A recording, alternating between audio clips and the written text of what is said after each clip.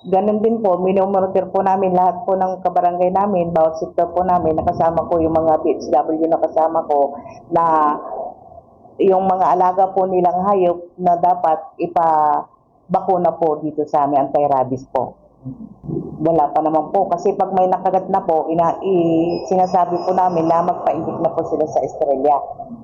Hindi na po. Sinasabi namin sa kanila na hugasan muna ng malinis na tubig, yung running water, tapos sabunan po. Tapos, pwede na po silang pumunta po doon. Pag may signal po yung RHQ po sa amin. Every 6 months po. Pupunta po yung mga dito nagbabakuna po kami ng mga anti-rabies ng aso, pusa, yan po. Marami rin po.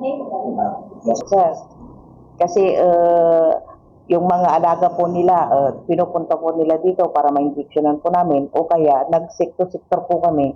Kami po ang dumadayo sa mga bahay-bahay nila para mabakunahan po yung mga alaga po nila. Po sir, kaya lang po pinasa mo na kinukuha po ng RHQ. Ay, marami po sir. Naka-picture pa po yun eh. Mga 50 po. Mga 50. Oo, 50 po. Karamihan po dito, Aso po. aso. Aso.